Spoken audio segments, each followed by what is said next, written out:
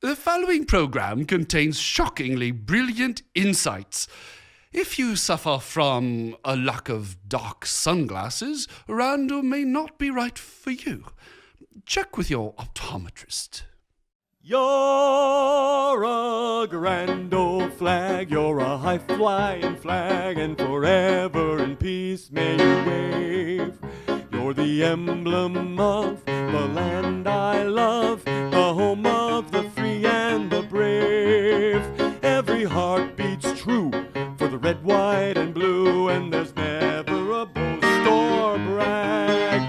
But should old acquaintance be forgotten, keep your eye on the grand old flag. Standing for truth in the four corners of America. Fighting for justice on the frontiers of the culture wars. And turning resistance into an art form.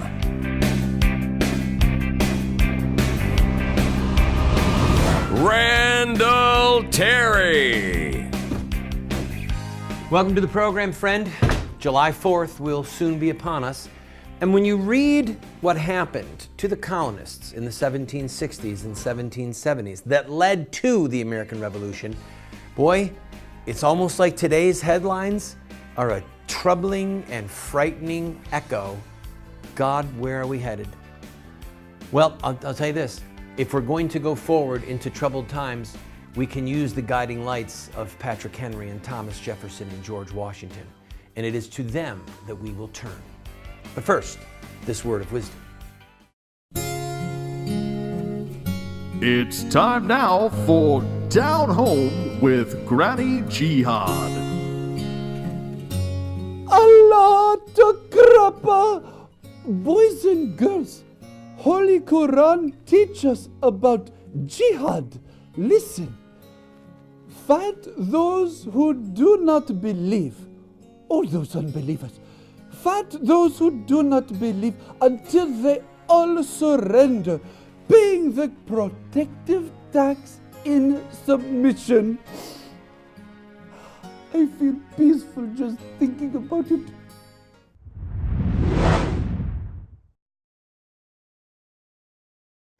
Welcome to the program, friend. I hope that you and your family are well and that your preparations for anything that it is you do on the 4th of July are in fine order. And I thought that it would be good on this July 3rd and 4th to take a look at the Declaration of Independence. I'm actually going to read the entire document. We're going to look at the 4 places in the document that God is referred to, give body and meaning to those references to the Almighty, and look at some of the reasons that the colonists were willing to pick up arms against their fellow British citizens. Now, I'm going to be honest with you, this is somewhat germane today, perhaps more than it's ever been in America, because, as we have covered on this show, a few months ago, a university did a very significant poll in which 29% of the Americans who answered it believed that a physical, violent revolution would be necessary to protect our liberties. Stunningly, 44% of the Republicans in that poll said that they believed a revolution would be necessary to preserve our liberties. That means that nearly half of registered Republicans are so alarmed and so, dare I say, afraid of our own government that they believe we cannot fix this at the ballot box. Whether it's judicial tyranny or the tyranny of this current administration with its horrific spying program, whether it's the ineptness of Congress, whether it's all of the above at state government levels, people are getting very, very nervous. And the fact that such a high percentage of Americans believe that it may be necessary to have a revolution in order to preserve our liberties, that fact behooves us to look at the Declaration of Independence and to look at the things that happened that led up to the Revolutionary War. So that's what I'm going to do. This is hand-picked little snippets out of history, but the purpose of it is to give you a framework. Maybe you've heard of the Sons of Liberty. Maybe you've heard of the Committees of Correspondence. Maybe you've heard of the Stamp Act. Maybe you've heard of the Boston Massacre, the shot heard round the world, give me liberty or give me death. There were all these landmarks, guideposts, if you will, that were happening that culminated with the signing of the Declaration of Independence on July 4th, 1776. So let's start with the Stamp Act. The Stamp Act was passed in 1765. The British said, wow, we're in some serious debt because of the 7 Years' War between the French and the English, and the Americans were protected by our soldiers, and therefore they should have to foot some of the bill. Well, there is some sound logic in that, but the problem is that the colonists did not have any representatives in Parliament. And Parliament was determined that they not get them. And the British Constitution basically said that you could not tax a British citizen unless he had representation in Parliament. So imagine an area of America where there were no U.S. House of Representatives, and not including Washington, D.C., but like, say, New Mexico. And New Mexico has to submit to all the laws that are passed, but New Mexico has no representation. Well, of course that would be an outrage. And of course, the American colonists said, no, we're not going to do that.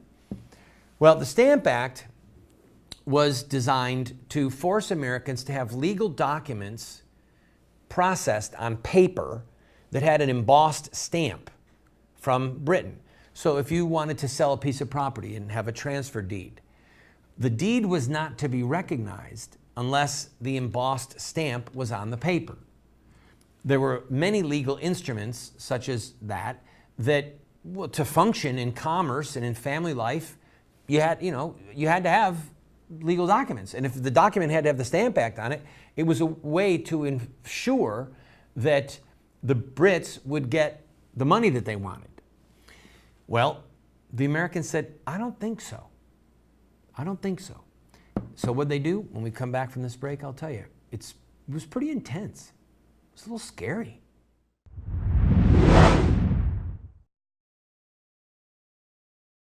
My wife and I, for 5 years, have been grinding our own wheat and baking our own bread from scratch. Within 2 hours, you can have fresh wheat in your hand and then piping hot bread come out of the oven. The most nutritious and delicious bread you will ever have. And we do it for under $1 a loaf. Call Paula's Bread and find out about this grain mill and the mixer and how it can save you money and change your life. Do you want to have knowledge, wisdom, discernment? If so, you have to read good books, theology, history, books that look at the lives of great men and women. So to help you to become a more effective Christian, a better witness for truth, somebody who can engage in productive conversation that exhorts and edifies those that you speak with, we're going to do something crazy. We're offering you these 7 books for a gift of any size. You just pay for the shipping and handling, and then give whatever gift that you can, and we will send them to you. But just to make it a little bit more crazy, I will send you a second copy of my 3 books, autographed. You can give them as a gift to your pastor or to a family member and help extend truth and justice in the world. This is while supplies last.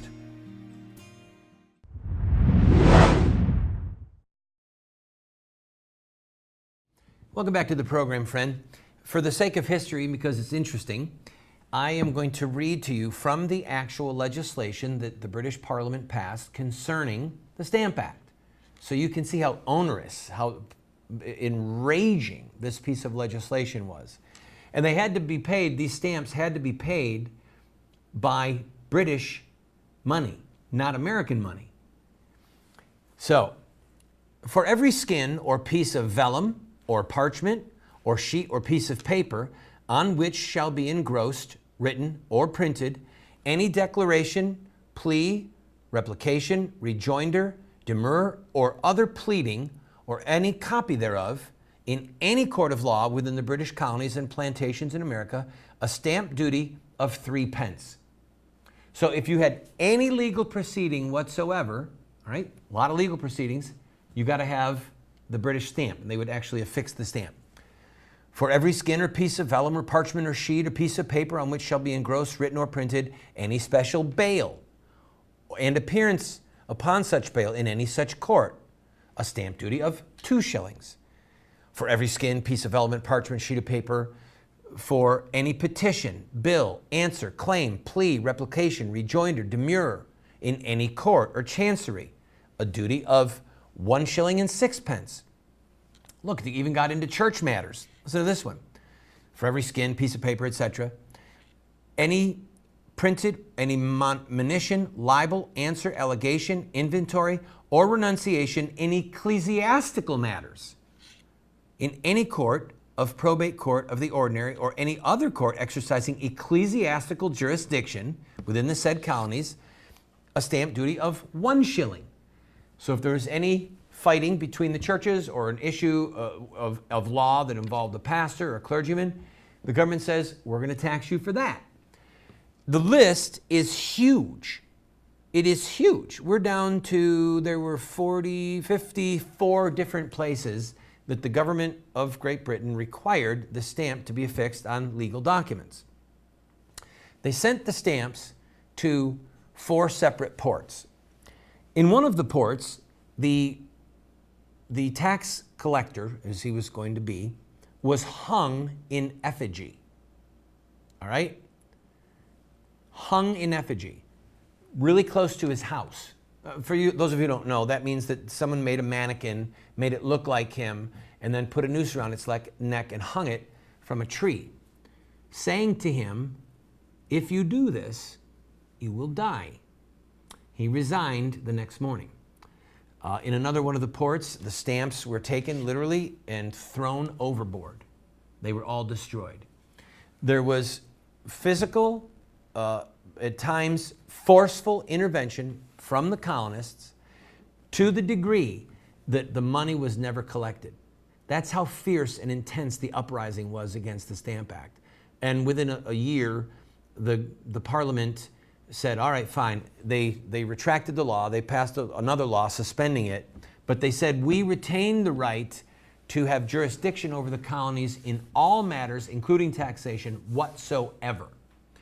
So at that point, even though the American colonies were successful in keeping the Stamp Act from being implemented, wish we could keep Obamacare from being implemented, the British government said, we're going to fight this fight another day. And the American colonists understood that. Now that was 1765, 11 years before the Declaration of Independence was signed and the revolution began. The point of the matter is that it did not happen overnight. The colonists didn't wake up one morning and go, hey, let's have a revolution. I don't want to be a British citizen anymore. It took years of intrusion into the rights of people and draconian measures from the British government without the colonists having representation. And they finally snapped on July 4th when they signed the Declaration and said, no more, we're not going to do this anymore. When we come back from this break, we'll talk, say about the Townsend Acts and maybe the Boston Tea Party. Because I just love tea and I love parties.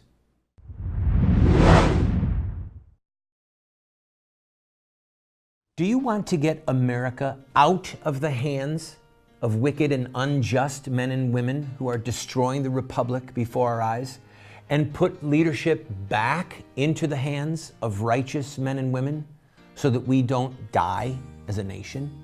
Well, you're talking about social revolution, and there are rules in social revolution. We can look at the victorious social revolutions of the past, such as the end of slavery, the end of child labor, women's voting rights, the end of segregation, and so much more, and learn from their victories. Look at their actions, their images, their rhetoric, their sacrifices, and their final fruit. We will send you this series that originally cost $129, 7 books for students, 1 teacher's guide, if you'll give a gift of any size and just pay for shipping and handling. Take advantage of it today.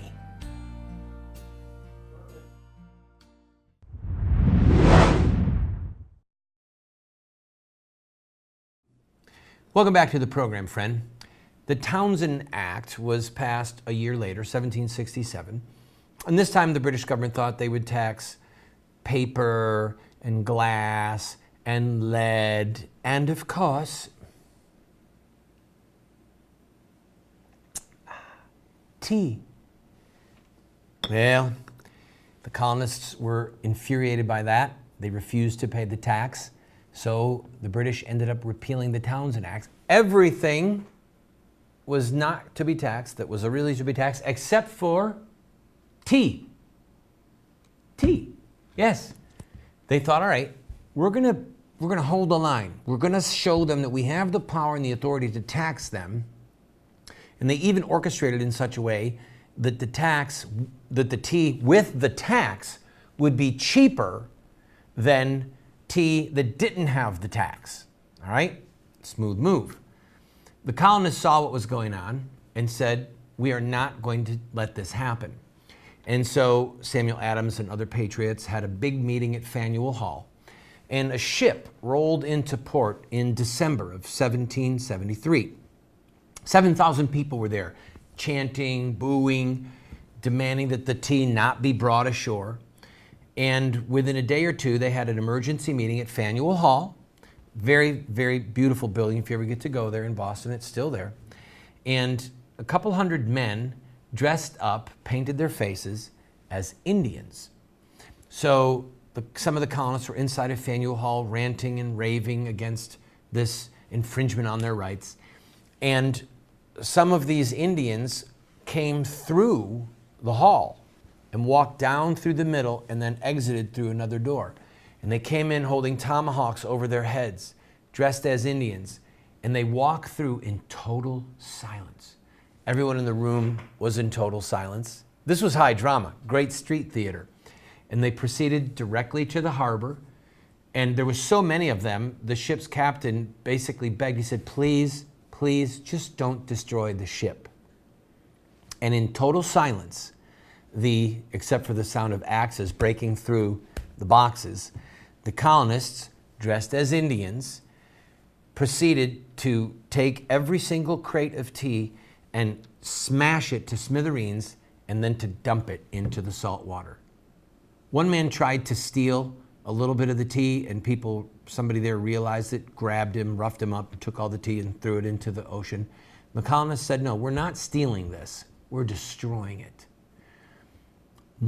In modern money, it would have been $1.2 million worth of tea. $1.2 million. Now, for those of you that are Tea Party activists like myself, oh, look at the pretty dragon. I want you to think about what the Tea Party movement is named after. It's named after a criminal act. They committed a crime, all right? Vandalism, the destruction of property.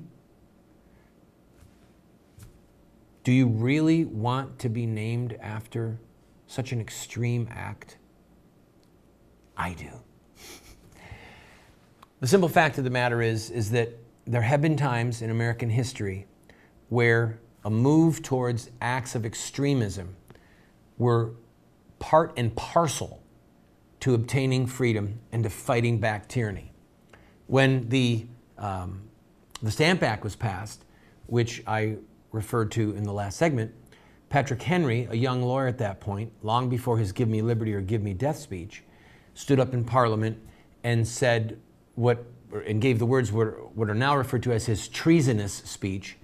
And he said, King Charles had his Cromwell, Caesar had his Brutus, and King George, because people thought, oh my gosh, he's going to talk about someone assassinating King George. And people were screaming, treason, treason. And he said, and King George would do well to learn from their example. If this be treason, make the most of it. So, all of that to say this, I have to take a break. We are in very desperate times. I led Operation Rescue. I've been arrested almost 50 times for peaceful protest. I've spent over a year of my life locked up. I know the humiliation of being strip searched. I know the humiliation of being told to stand still while guards sprayed down your body with chemicals in case there's lice. I mean, it's just unpleasant. I've been sued repeatedly, had everything taken from me by the lawyers of Planned Parenthood and the National Organization of Women. Had to pay a price. But friend, if you look at the American Revolution, if you look at what it took for us to become a free people, I can tell you this for certain. We are not going to restore this public with tweets and Facebook and hanging out in the cyber ghetto and blogs. It is going to require boots on the ground. It's going to require activism. It's going to require perhaps extreme acts, such as in the Boston Tea Party. And one more word to our detractors. You can't have it both ways. You cannot say that the Boston Tea Party was an act of valor and patriotism and was just, and then turn around and condemn people who are standing up for liberty in this day using the tools and the rhetoric that we have at our disposal. I'll be right back. Don't go away.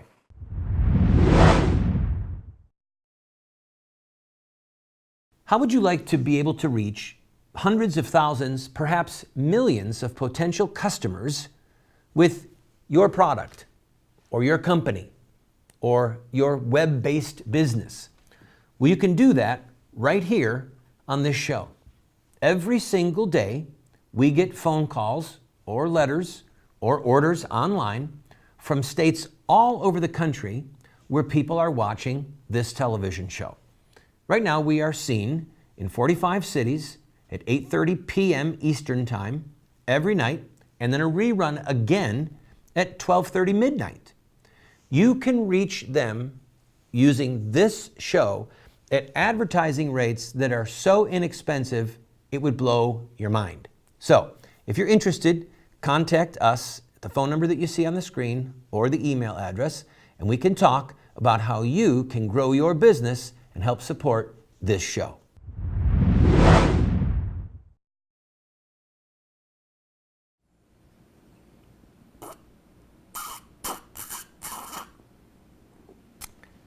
Lovely. Well, to finish with our study, the colonists behaved badly. The British were enraged and demanded that those responsible for the destruction of the tea be brought to justice. The colonial powers disagreed.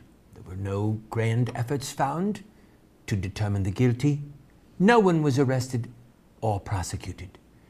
This led the British Parliament to pass a series of laws and for the King himself to order ships to come and to seal off Boston Harbor.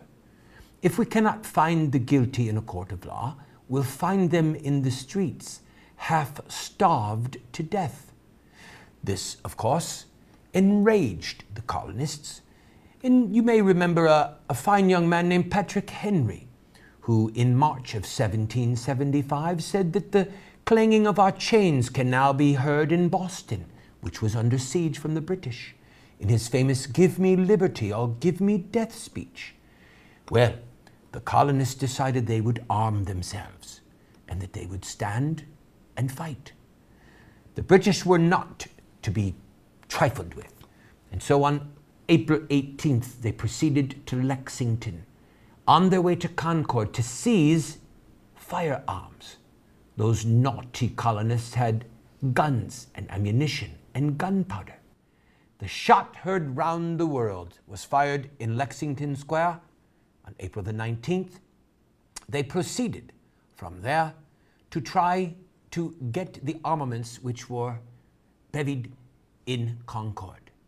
It was there that the Patriots routed the British soldiers, and the American Revolutionary War had begun in earnest. A year before the Declaration of Independence was signed. In tomorrow's program, I shall read that filthy rag, the Declaration of Independence, just to show you what a bad insurrection looks like. Until then, enjoy your tea